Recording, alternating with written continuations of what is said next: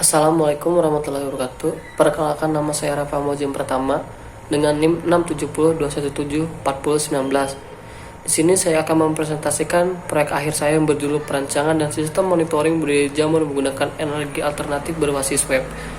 Adapun latar belakang pembuatan proyek akhir ini, yaitu di zaman industri 4.0, semua kegiatan dilakukan secara online dengan mengkolaborasikan teknologi cyber dan teknologi otomatisasi. Akibat perkembangan ini juga berpengaruh pada kegiatan pertanian, terlebih lagi dalam kegiatan budidaya jamur, karena berbudidaya jamur dibutuhkannya sebuah perhatian ekstra untuk mengontrol suhu dan kelembapan.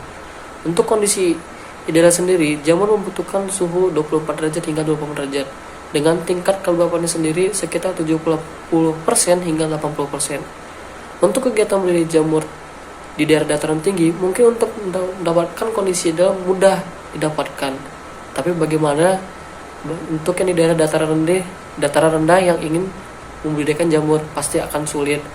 Dan saat ini penggunaan energi masih menggunakan energi konvensional yang akan habis suatu saat, serta salah satu penyumbang pencemaran lingkungan karena menghasilkan karbon dioksida yang tinggi yang berkontribusi besar terhadap pemanasan global.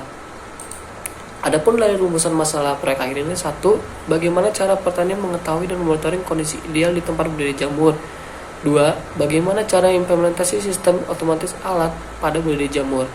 Yang ketiga, bagaimana cara penerapan sistem panas surya sebagai sarana pengganti energi alternatif.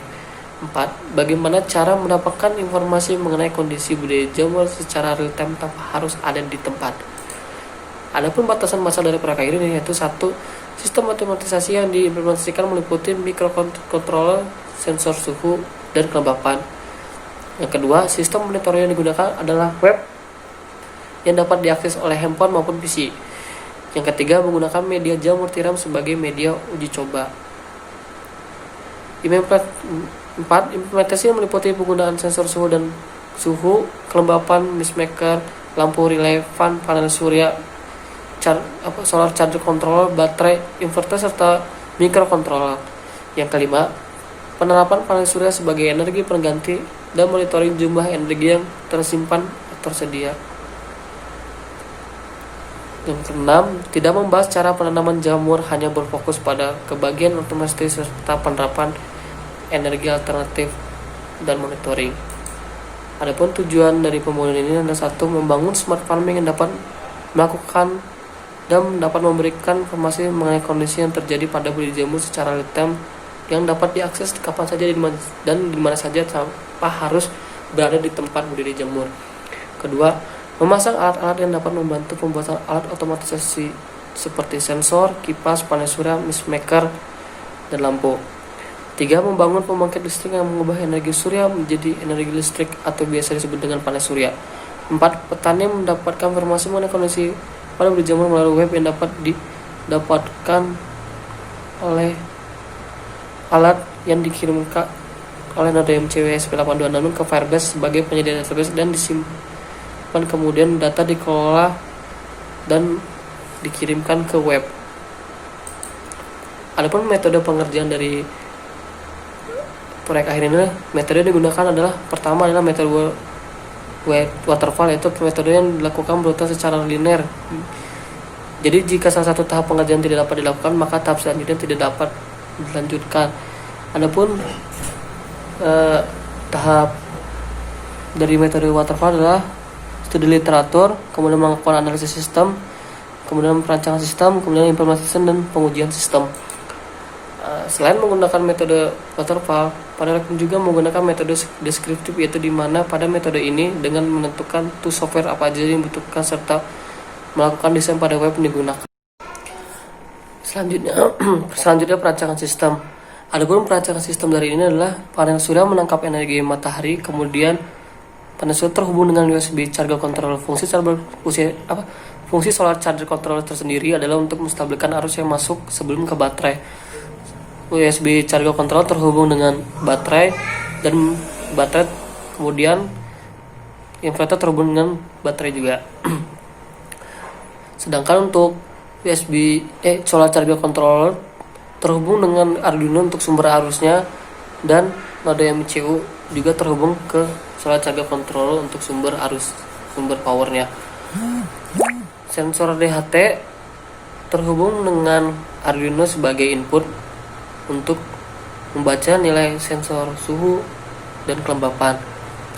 Setelah membaca suhu dan kelembapan, maka Arduino akan mengolah data yang akan ditampilkan ke LCD, dan Arduino juga memberikan perintah kepada relay untuk mengaktifkan fan mist maker dan mist maker lampu serta fan besar yang ada pada prototype. Setelah melakukan pembacaan data di Arduino juga mengirimkan data ke Firebase ke node MCU. Nah, node MCU ini berfungsi untuk mengirimkan data ke Firebase dengan cara terhubung ke Wi-Fi. Dari Firebase maka dilakukan link untuk menampilkan hasil suhu dan kelembapan pada tampilan web. Berikut flowchart panel surya.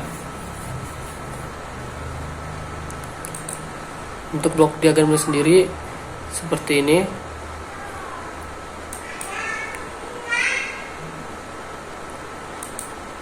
Untuk gambar keseluruhan adalah ini gambar keseluruhan alat pada prototype.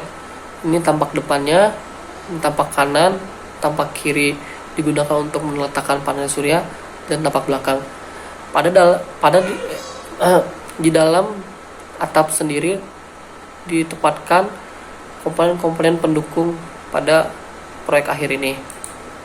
Adapun implementasi yang digunakan adalah pemasangan dan pengujian panel surya setelah mendapatkan energi dari matahari, kemudian diarahkan ke solar charger control agar keluar masuk arus dari panel surya ke aki stabil dan stabil. Kemudian disimpan ke aki, lalu aki terhubung dengan inverter sebelum terhubung ke komponen lainnya. Selain itu juga, setelah sensor DHT membaca, maka akan ditampilkan di LCD dengan menampilkan suhu dan kelembapan. Berikut untuk posisi sensor DHT-nya sendiri berdekatan dengan lampu dan kipas yang aktif bila mana jika suhu melebihi 27 derajat maka kipas menyala dan juga mist maker akan aktif juga. Apabila suhu di bawah 18 derajat maka lampu akan aktif. Data sensor yang didapatkan tadi maka akan diolah oleh Arduino dan akan dikirim ke node MCU. Lalu node MCU akan dihubungkan ke Firebase. Setelah dari Firebase baru akan ditampilkan di web. Adapun kesimpulan dari proyek akhir ini adalah kesimpulan dari proyek ini yang berjudul perancangan sistem monitoring budidaya jamur menggunakan energi alternatif berbasis web dapat diambil kesimpulan sebagai berikut. 1. Dalam kegiatan percobaannya, alat sudah dapat bekerja secara otomatis berdasarkan pembacaan sensor suhu dan kelembapan dengan mengaktifkan mist maker, lampu, dan fan. Yang kedua, penggunaan panel surya sebagai pengganti energi konvensional sudah berjalan dengan harusnya. Energi yang dapat disimpan ke dalam baterai. Yang ketiga, web dapat melakukan monitoring dengan menampilkan suhu dan kelembapan serta dapat diakses di kapanpun dan dimanapun tanpa dengan syarat harus login terlebih dahulu. Sekian presentasi proyek akhir saya, kurang lebihnya mohon maaf. Wabillahi taufiq wal hidayah. Wassalamualaikum warahmatullahi wabarakatuh.